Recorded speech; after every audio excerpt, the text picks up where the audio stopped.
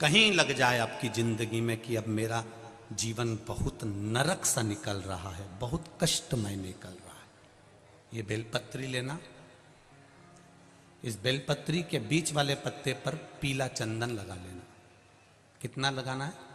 बीच वाला जो पत्ता है उस पर पीला चंदन। जब आपको लगे कि मेरा जीवन बहुत कष्टमय है, अब ये रोग, अब ये कष्ट दूर ही नहीं हो रहा, अब ये आए दिन तकलीफ पर तकलीफ बढ़ती जा रही है, आए दिन रोग बीमारी, पैसा घर में बच नहीं रहा, बहुत कष्टमय जीवन है, इसमें लगाओ पीला चंदन बेलपत्री की बीज पत्ती पर।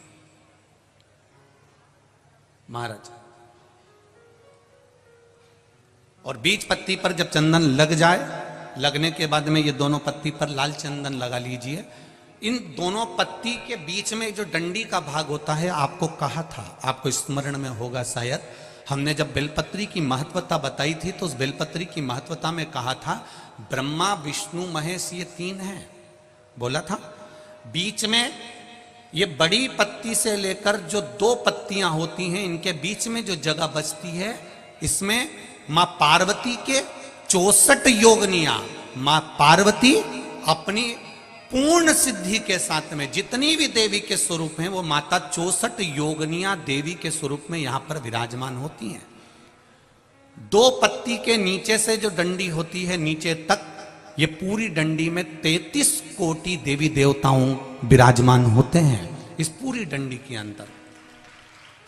तो ये बीच वाली पत्ती है, ये जो बीच वाली पत्ती का जो भाग होता है, इस पत्ती के भाग में शहद का प्रयोग कर कर, यहां पीला चंदन, लाल चंदन, लाल चंदन, शहद का प्रयोग कर कर, इसी तरह से पकड़कर ये बेलपत्री की जो डंडी है वो अशुक सुंदरी पर जब आप समर्पित करें तो जहां से जल बहता है उस ओर पर इस पत्ती को चढ़ाकर केवल आपके हृदय की बात कहकर देवाधिदेव महादेव से कोई भी शिव जी का मंत्र, पंचाक्षर, नमः शिवाय, षडाक्षर, ओम नमः शिवाय, श्री शिवाय नमस्तुभ्यम, या महामृत्युंजय मंत्र, जो शिव का मंत्र हो आपके पास में, उसको बोलते हुए देवाधिदेव महादेव को धीरे धीरे जल की धार चढ़ाना प्रारंभ करो।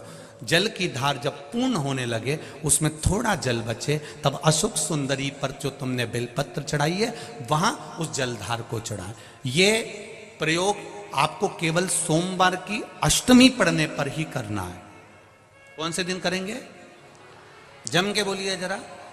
सोमवार की अष्टमी पढ़ने पर यह प्रयोग करें और जल चढ़ाकर बाबा से विनती कर कर उसी बेलपत्र को वापस उठाकर कहीं जलाशय में या किसी पेड़ के नीचे विसर्जन कर दें और एक लोटा जल वहां भी चढ़ा दें। बस निवेदन कर कर आ जाइए, मेरा बाबा 3 माह के अंदर हाथ जरूर पकड़ेगा और आपको दलदल से बाहर निकाल देगा।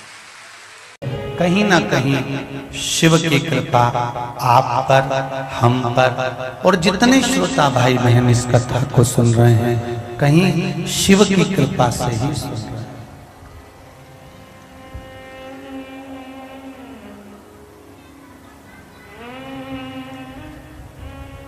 उसकी करुणा ना हो, आप एक कदम भी चलकर नहीं जा सकते।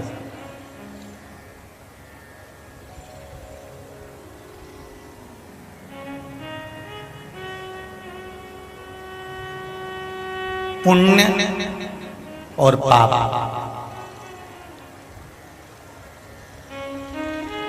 ये दोनों अलग अलग मार्ग पर लेकर जाते हैं।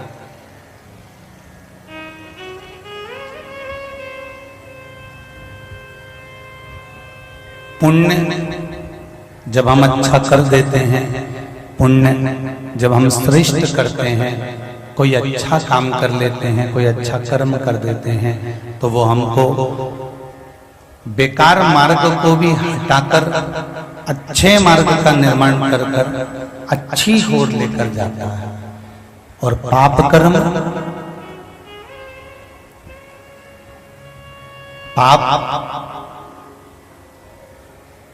ये जो हमारा अच्छा कर्म है, जो हम करना चाह रहे हैं, हमारे मन में बहुत सारी उम्मीदें हैं, बहुत सारा उत्साह है, बहुत सारा उमंग है कि हम भगवान के मंदिर जाएंगे, पूजन करेंगे, अर्चना करेंगे, दान करेंगे, पुण्य करेंगे।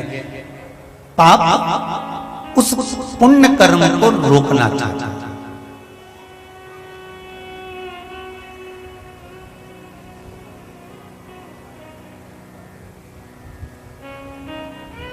पुण्य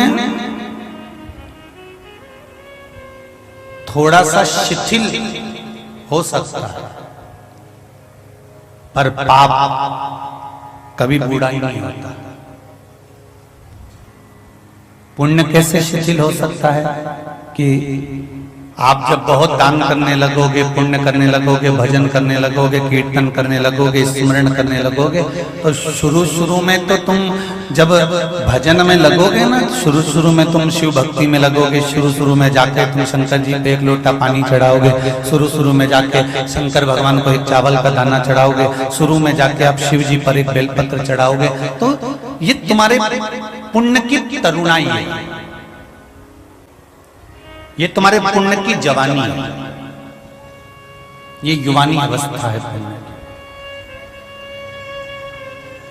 और पुण्य करते करते करते करते करते करते करते करते एक समय ऐसा आने लगता है कि तुम्हारे मन में थोड़ा सा अहंकार प्रकट होने लगता है कि मैंने दान करा, मैंने पुण्य करा, मैंने सत्कर्म करा, मैं मंदिर जाती थी जब कोई भी नहीं जाता था, तब मैंने मंदिर जाती थी, अब तो इतना लोग मंदिर आने लगा। मतलब कहीं ना कहीं तुम्हारे भीतर अभिमान प्रकट होने लगा, मतलब पुण्य धीरे धीरे धीरे धीरे शिथिल होना चालू हो गया, मतलब थोड़ा थोड़ा उसमें नाजुकता आने लगी। पर पाप कभी पूरा नहीं होता, पाप कभी शिथिल ही नहीं होता।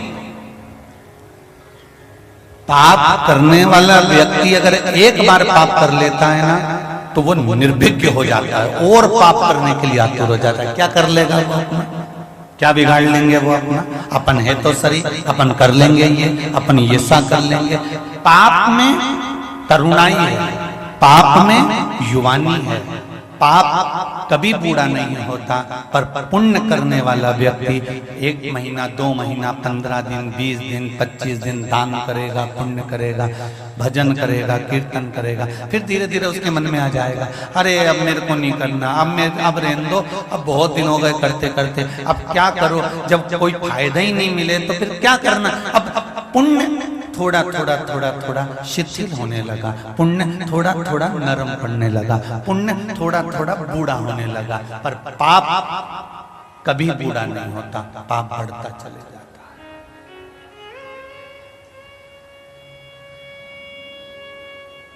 है। एक पाप करने के बाद आप दूसरे पाप के लिए तैयार हो जाते हैं।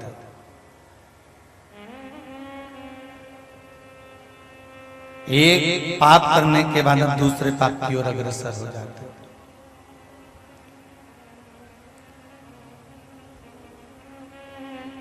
परशु महापुराण की कथा कहती है, मत बुरे कर्म कर बंदे वरना पछताएगा, भगवान की आंखों से तू बच नहीं पाएगा, तू बच नहीं पाएगा।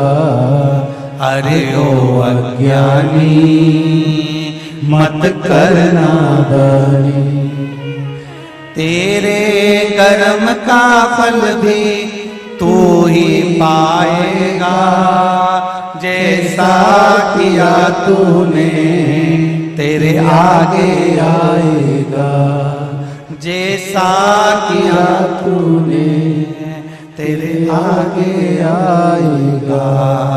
मत बुरे कर्म कर बंदे, मत बुरे कर्म कर बंदे वरना पछताएगा, भगवान की आंखों से तू बच नहीं पाएगा, तू बच नहीं पाएगा। बड़ा आप पाप कर्म में जब लिप्त होते चले जाते हैं, तब वो पाप आपको और बढ़ाते चले जाता है।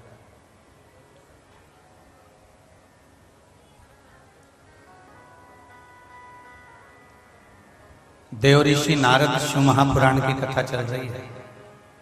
जितने लोग भी कथा को सुन रहे हैं, बड़े सावधानी से सुनना।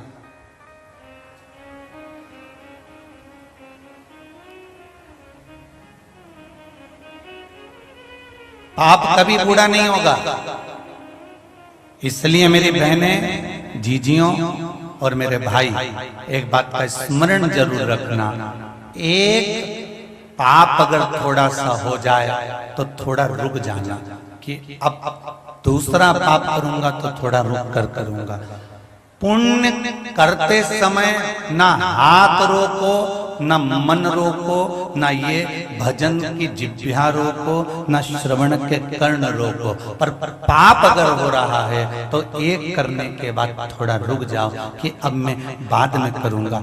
हो सकता है जब हम पाप को दूसरे दिन पर टाल देंगे तो हो सकता है मेरा देवाधिदेव महादेव आकर उसको पूरा ही टाल दे।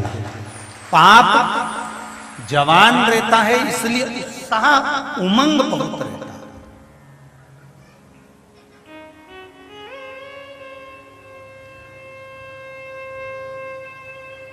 पाप करने में उत्साह बड़ा बड़ा।